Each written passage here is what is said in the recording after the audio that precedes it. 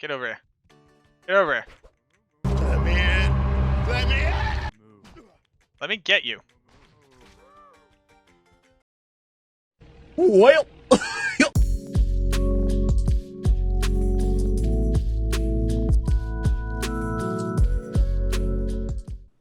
Hey you. Yeah, you right there. Consider hitting that subscribe button. We're really close to 2,000 subscribers on the YouTube channel. I'd really like to get over that bump and keep the channel growing. So if you wouldn't mind, I'd really appreciate it. Anyways, I hope you enjoy this video. We just ran something close to a 24-minute map on a Barbarian with a spear.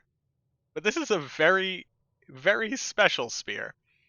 This is the Impaler. What's so special about this Impaler? Well, other than the fact that it has a hybrid increased attack speed and crushing blow slam on it with a puzzle box for 3 sockets, this spear says O skill, meaning you get access to the skill even though you're not the correct class. +4 to Fend, +6 to Javelin in the Spear Mastery, and +6 to Jab. That's right. We're a JabaBarb now. TM. That one's mine. You can't have that one. What did we put into our Impaler? So into the Impaler, we put 35 plus ED jewels. 2 of them had max damage. 1 of them had fire damage on it. The weapon itself has prevent monster heal, open wounds. We slammed with crushing blow. It ignores target defense, meaning that on non-bosses, it's just easier to hit even with lower AR. On top of that, it gives you attack rating, and it gives you 3 O skills. Now, why is that so important? Not only does it give you access to Javelin and Spear Mastery, which gives you attack rating, damage, and also crit chance with spears. And yes, that does stack with the Barbarian Spear Mastery. But these benefit from plus to skills.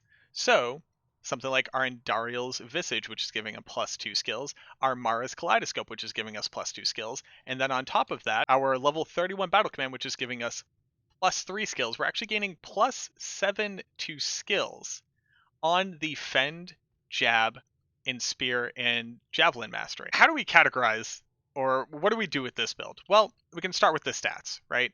So we put in just enough dexterity and meet the requirements for the Spear itself. We put in enough health to be at 2,000 hit points with battle orders active after battle command. And then we dump the rest of it into strength, because all of that is straight enhanced damage on the weapon itself. Starting with Jab, which is going to do multiple hits, so it's like 5 hits in a row. It's like Zeal, but for Jabazons, in case you've actually never seen the attack itself. That's doing 2,000 to 9,300 damage. And then Fend, which will literally attack every single monster around you. Like this beautiful fan effect of you just cracking everything. And then all of those attacks also splash, is doing 2,400 to 10,000 damage. So that's big damage. We also have fairly good resistances, all said and told. This is on hell, and since we're using an Andes, having 59 fire res on this build is actually pretty remarkable, considering the gear that you have to wear to really make this shine. The gear itself, in addition to the Impaler, we are using an Andes Visage that I put a 15 IAS 34 ED jewel in. It's just the best IAS jewel that we had. The reason why we do this is because this, in addition to Nosferatu's and then the fanaticism that we're using on our mercenary, is getting us up to, I believe it's the 2nd fastest IAS breakpoint. I think theoretically there's another one that you can get to. The Barbarian is slower than the Jabazon using Fend and Jab, but you're still going super fast. Like, that's your attack speed. It's pretty bananas. We're also using a Fortitude just for the ED, all res, and life, as well as the physical damage reduction. We're using Amara's Kaleidoscope. The difference here, so I was looking at something like High Lords. I like the +1 to all skills. Again, that does help with Fend, Jab, and the Mastery itself, as well as getting all res. All res is just hard to stack on this build because we're using a 2-handed weapon. Using Goblin Toes for ED as well as Crushing Blow. The first few hits come through so quickly that the monster is basically at 65% of their total hit points almost immediately. And this is also really helpful on bigger bosses. We're using a slammed crafted ring, so this ring crafted with 2 to 3 damage with dex and all res and life, and then on top of that, I slammed it for 5 all attributes. A Nosferatu's belt. This is really important because we needed 20 more IAS to be able to use our soul drainers without losing the next breakpoint. But in addition to that, lifesteal, deadly strikes, we have a higher percentage to crit. Slow is nice on bosses, and then the mana per kill is also really nice, just to be able to never really have to use potions unless we're using rejuves.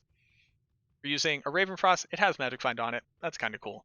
And then plain Soul Drainers. I don't have a new pair to replace these with, so I don't want to slam them just yet. But the physical damage reduction as well as the dual leech is really what makes this sustainable at all. On swap, we're using just bow sticks, so that we're getting +6 to Warcries. And then down on the bottom, in addition to our Geeds, we're using as many max damage charms as I had.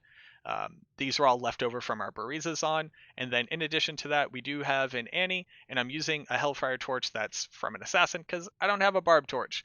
I just didn't have an extra one, and I wasn't about to go buy a torch just in case this build didn't actually work. The Mercenary themselves, so they're using Chains of Honor and Andes. This is mostly for the +4 to all skills so that their Might Aura is increasing and we're getting more enhanced damage from that. And then they're also using this Beast. It's a Beast and Eth Decapitator that rolled 10 Fanaticism to 71. This is super important so that we can actually hit that max IA spec point that we're hitting right now. And then I threw some Dracouls on him for some Life Leech, String of Ears for PDR, and then Sandstorm Trek because I didn't have other boots to put on him. But realistically, you want to put Goblin Toes on this guy. The skills are more interesting than I thought they were going to be, just based off of how the game actually plays. So obviously we're going to max out Polearm and Spear Mastery. Gives you crit, gives you damage, gives you AR with the Spear, super important. We're basically doubling down on the Javelin in Spear Mastery that we get from the Impaler itself. We're putting 1 point into Combat Reflexes here. We put a couple points into increased speed. And then we got up to 14 points into Iron Skin just for that PDR. It's a little bit difficult to actually have PDR on the build without sacrificing attack speed or damage. So we're getting a little bit extra here. And then enough into Natural Res where we stopped getting significant returns from the resistance itself. We're going to max out Battle Command and Bow for life, and then obviously for the max enhanced damage as well as the max plus to skill. We're only putting 1 point into Battle Cry. With your plus to skill, 1 to Battle Cry is more than enough to break all physical immunes that aren't naturally physical immune and also Stone Skin. You would think that you would want to max out something like Grim Ward. You just kind of don't have time to cast it while attacking. This build needs to get into the face of a monster immediately and start swinging to be able to stay alive, especially with ranged units. So unless you have a corpse next to a boss, you're not going to be continuously casting Grim Ward. So we put the 1 point in there literally for when there's a monster that dies next to a map boss, and we drop it down for that extra damage. Enough point to get into Find Item, which if you swap over to your bow sticks, you have about a 50% chance. And then everything else is just 1 point for the requirements.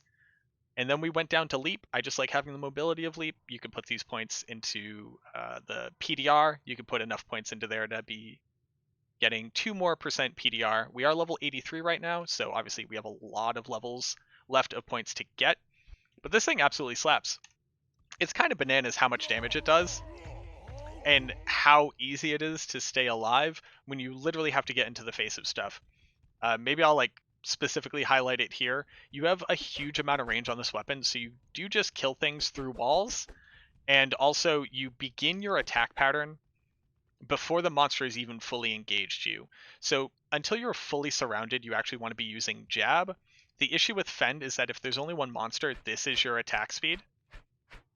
And it doesn't do extra attacks. Fend only does additional attacks if there's monsters within your range, whereas Jab is just going to walk up and basically Zeal anything that it comes into contact with. So as monsters are walking in, you want to initiate with Jab, and then the moment 2 or 3 are in your vicinity, you swap over to Fend. Pretty simple dimple. Also, I think this is the coolest the Barbarian can look while attacking. Look at that. That's just sick as all hell. I love it.